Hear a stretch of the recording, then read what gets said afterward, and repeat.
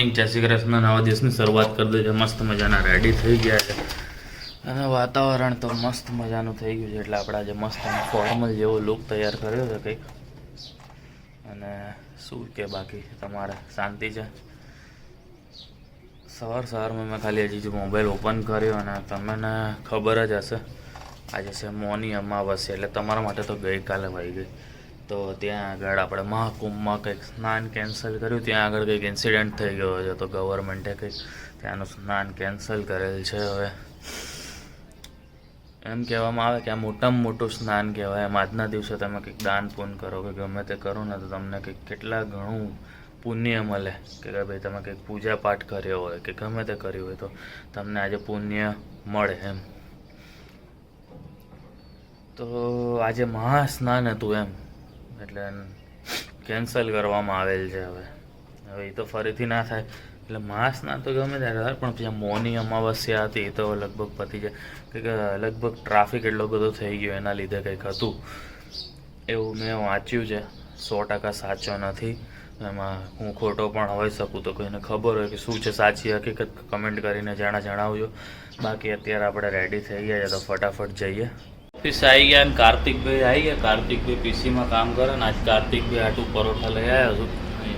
હું એમ તો ઘરે ખાઈ લેવાનું તો પછી યાદ આવ્યું કે આ ભાઈ મેણા ટોણા મારે મને દર વખતે, એટલે મેં કીધું લેતો જાઉં. મેણા ટોણા લીધે તને યાદ આવ્યું નથી યાર. Thank you so much. બાકી તું યાદ થોડો કર, તું ખાઈ ને આવું. હું ખાઈ લે. હા તું ખાઈ જ લે ને. તું આ જ તકલીફ હે ને આપણી. આ તો નસીબ તારું શેનું કે મને યાદ આવી ગયું.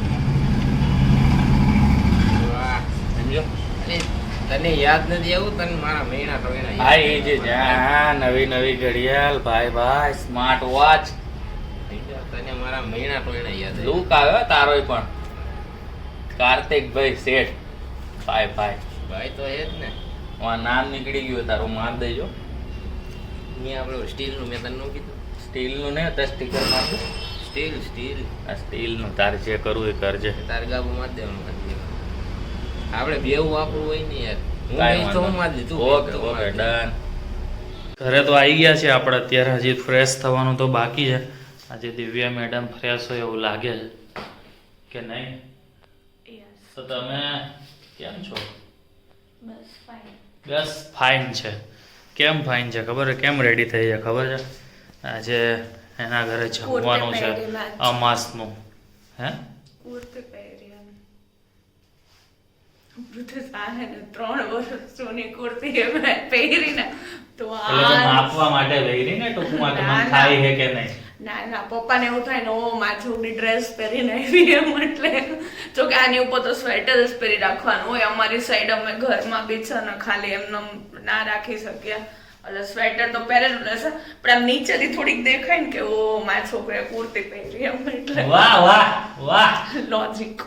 શું લોજ પપ્પા ખુશ થઈ જાય ને એટલે. તો બસ કઈ નહીં, હું ફ્રેશ થઈ જાઉં ને પછી અમારે જવાનું છે. એટલે હું ફ્રેશ થઈને પછી પાછા આપણે ત્યાં જઈને દિવ્યાના હાથમાં વ્લોગિંગ ચેનલ આપી દઈશું આપણે. બરાબર. તો જો અમે ઘરે આવ્યા, અહીંયા કબૂતરની જાળી નાખવાનો કાર્યક્રમ ચાલે. શું મમ્મી તું એપ્રન પહેરીશ? ના હોય મમ્મી એપ્રન પહેરે. જો બધે નખાઈ ગઈ છે અહીંયા પપ્પાના રૂમમાં. અમારો હોલ છે ત્યાં. બરાબર. તો જો અહીંયા જાળી નાખવાનો કાર્યક્રમ. શું પપ્પા? હે એટલા બધા? તો દાદા આઈસ્ક્રીમ ખવડાવશે આજે. ચાલો દાદા આજે આઈસ્ક્રીમ પાર્ટી હો. હવે ઠંડી ઓછી થઈ ગઈ એટલે. તો ભાઈ ગરમા ગરમ રોટલો બને છે. મેં બનાવ્યો કે મમ્મી? કમેન્ટ કરજો. બરાબર ને? હમણાં મમ્મી કંઈક બોલશે. ના ભાઈ મમ્મી જ બનાવે છે. જો મસ્ત.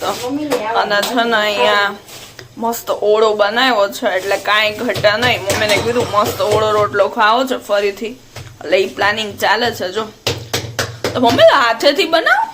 હાથેથી નથી આવડતા. મન તો આવડે છે ભાઈ, આપણે તો બનાવ્યા હતા. પણ તારે જેટલા મસ્ત નથી બનતા યાર. મારે મસ્ત નથી બનતા. મારે ભમરો, પેલા એક રોટલામાં તો ભમરો પડી જ જાય. પેલા ધીમા તપે તો ઓલી તપવા દેવાની, પછી અડધો થોડોક વધારવાનો, પછી એનથી વધારે કરીને પછી નાખવાનું.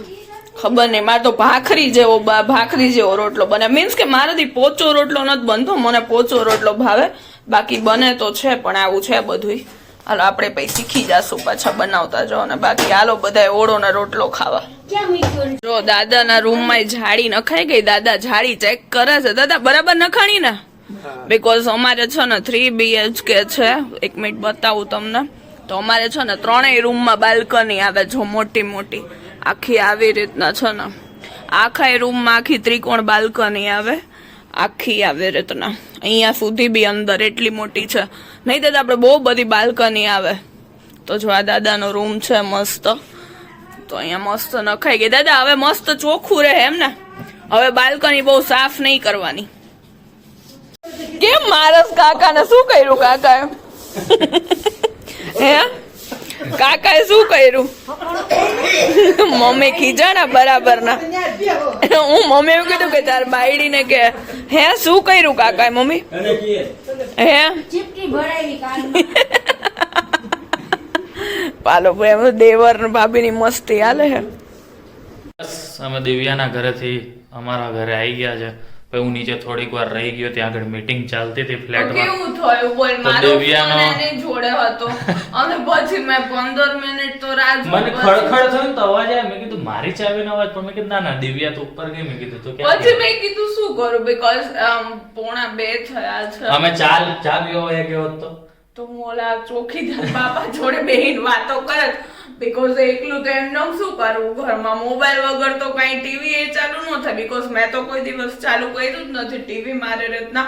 પણ એટલીસ્ટ મોબાઈલ તો જોઈ ને ઊંઘ ના આવે ત્યાં સુધી એમ. તો બસ કઈ નહીં, દિવ્યાન ઘરે ગયા. ત્યાં આગળ બેન કાકા કાકી કિશન મજા આવી. કાકા આવે ને એટલે બહુ મજા એટલે આવે. અમારે બહુ ઘણી મસ્તી બધી કરે. કોમેડી થઈ ગઈ. નકરી નોન વેજ ની જ વાતો કરે નકરી.